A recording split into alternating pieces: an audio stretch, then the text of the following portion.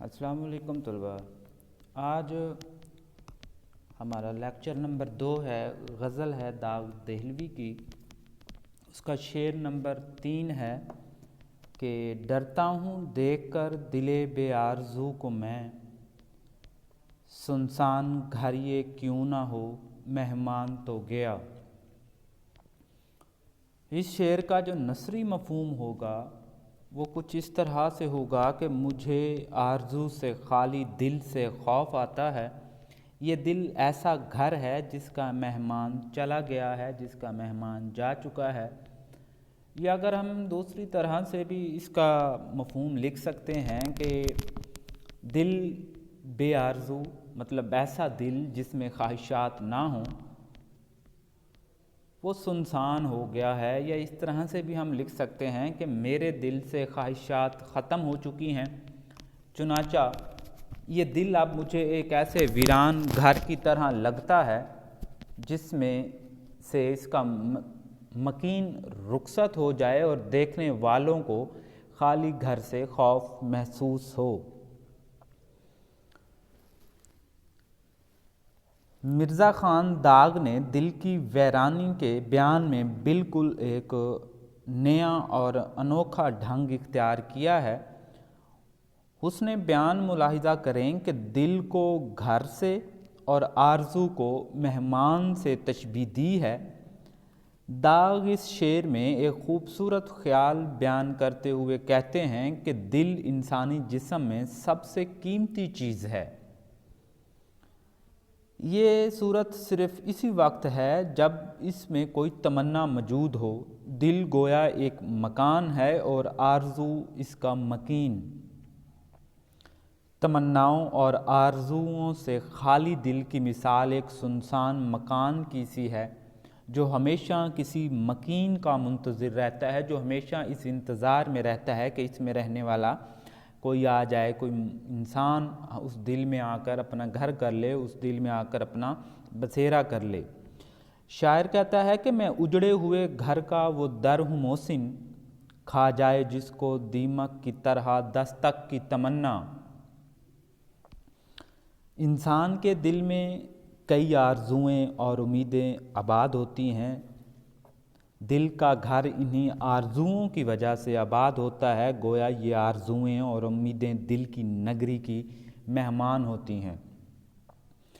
अगर दिल में कोई आरज़ू और ख्वाहिश बाकी ना रहे, दिल बग़ैर ख्वाहिशात के हो, दिल में कोई ख्वाहिश बाकी ना हो, तो इंसान आम तौर पर भी हम यही देखने में आता है कि ऐसा दिल जिसमें जीने की उमंग ना हो, जिसमें कोई ख्वाहिश बाकी ना हो, तो उसको कहा जाता है कि ये जीने के मुतरादिफ एक ऐसी चीज़ है कि इंसान मौत जैसी ज़िंदगी गुजार रहा है। खाली दिल जिसमें उमंग ही ना हो, जिसमें उम्मीद ही ना हो, वो दिल फिर दिल नहीं रहता, वो खंडर बन जाता है। वो इंसान की ज़िंदगी नहीं रहती, वो बेमानी सी ज़िंदगी हो जाती है। ज़िंदगी का तसलसल और ज़िंदगी की बका इसी में है कि हमें कोई दिल में हमारे अंदर कोई ना कोई ख्वाहिश, कोई ना कोई आरज़ू बाकी होती है जिसके तहत हम अपनी तगदो कर रहे होते हैं, जिसके तहत हम जी रहे होते हैं। लेकिन अब ऐसा दिल क्या किया जा सकता है कि जिस दिल में ख्वाहिशात ही ना हों? तो फिर जब इंसान ख्वाहिशात के पीछे ही भागता है, इंसान के जीने का जो मकसद है वो यही है कि ख्वाहिशात इंसान को जीने की आरज़ू देती हैं, ख्वाहिशात इंसान को जीने की तमन्ना देती हैं। अच्छा, जिसका मेहमान चला गया हो, दाग ने बेआरज़ू दिल को सुनसान घर से तशबीह दी है। बकौल शायर कि चले दिल से उम्मीदों के मुसाफिर, ये नगरी आज खाली हो रही है। हमारे घर की दीवारों पे नासिर उदासी बाल खोले सो रही है। कहते हैं, नासिर काज़मी कहा करते थे कि इंसान के दिल में ख्वाहिशात का पैदा होना फितरी अमर है, लेकिन ज़रूरी नहीं कि इंसान की हर ख्वाहिश पूरी हो। बकौल शायर के यहाँ किसी को भी कुछ हस्बे आरज़ू ना मिला, किसी को हम ना मिले और हमें तू ना मिला। इंसानी दिल जो है वो ख्वाहिशात का मंबा है, इसमें ख्वाहिशात का पैदा होना एक फितरी अमर है। چنانچہ ہر انسان کے دل میں طرح طرح کی خواہشات جنم لیتی ہیں، وہ ان خواہشات کو پورا کرنے کے لیے کوشش بھی کرتا ہے۔ ہر انسان کی زندگی میں کوئی نہ کوئی ایک ایسا مقصد، ایک ایسا گول ضرور ہوتا ہے جس کے تحت وہ اپنی ساری زندگی گزار رہا ہوتا ہے۔ اگر ہمارے دل سے یہ خواہشات ختم ہو جائیں تو ہمارا دل بھی اسی طرح ایک ویران کھنڈر بن جائے گا۔ تشریح طلب شعر کو اگر ہم دیکھیں تو اس میں داغ بھی اسی طرف اشارہ کرتے ہوئے کہتے ہیں کہ میرا دل ویران ہو چکا ہے، اس دل میں اب کوئی خواہش باقی نہیں رہی۔ دل ویران ہو چکا ہے، ویرانی کی وجہ سے اب اس میں کوئی رونق باقی نہیں رہی۔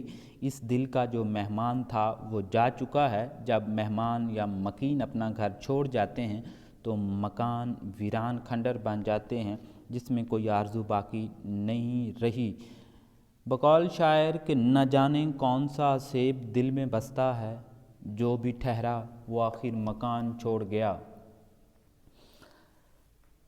اگر دل سے خواہشات ختم ہو جائیں، اس میں خواہشات پیدا نہ ہوں تو یوں سمجھ لینا چاہیے کہ ایسے دل کی موت واقع ہو گئی ہے۔ ظاہر ہے کہ دل کی موت انسان کی موت ہے۔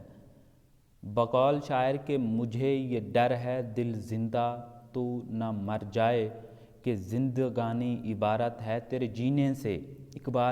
اقبال نے بھی اپنے شعر میں خواہشات سے خالی ایک مردہ دل کی بجائے ایک زندہ دل کی اہمیت پر زور دیا ہے۔ اقبال جیسا عظیم شاعر بھی دل وہی زندہ قرار دیتا ہے جس دل میں خواہشات باقی ہوں، جس دل میں خواہشات زندہ ہوں۔ اچھا، اب ہم یہ دیکھیں کہ ایسا دل جو خواہشات سے لبریز ہو، جس میں خواہشات ہوں، وہ زندہ دل ہے، اور جس دل میں خواہشات باقی نہ رہی ہوں تو اس دل کو ہم مردہ دل کہیں گے۔ اور یہی کام داغ دہلوی نے اپنے شعر میں کیا ہے کہ اس نے یہی کہا کہ میرے دل میں اب کوئی خواہش جو باقی نہیں ہے، اسی وجہ سے میں اپنے اس بے آرزو دل سے خوف زدہ ہوں، کیونکہ اس دل میں تو اب کوئی خواہش ہی باقی نہیں رہی۔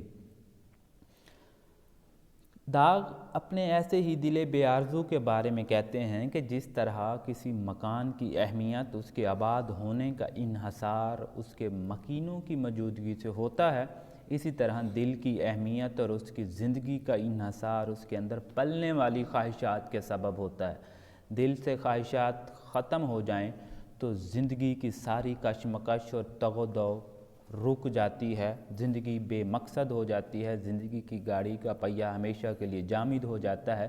بالکل ایسے ہی جیسے کہ کسی مکان سے اس کے مکین رخصت ہو جائیں تو وہ مکان سنسان، بے آباد اور اجڑ جاتا ہے، لوگ اس سے خوف کھانے لگتے ہیں۔ اسی طرح کسی دل سے خواہشات رخصت ہو جانا ایسے ہی ہے جیسے کسی انسان کا اس دنیا سے رخصت ہو جانا۔ ظاہر ہے کہ اس سے صدمہ پہنچتا ہے۔ ناصر کاظمی نے بھی تو یہی کہا نا، جو پہلے ہم نے ایک شعر میں نے آپ کو سنایا کہ چل دل سے امیدوں کے مسافر، یہ نگری آج خالی ہو رہی ہے، ہمارے گھر کی دیواروں پہ ناصر اداسی بال کھولے سو رہی ہے۔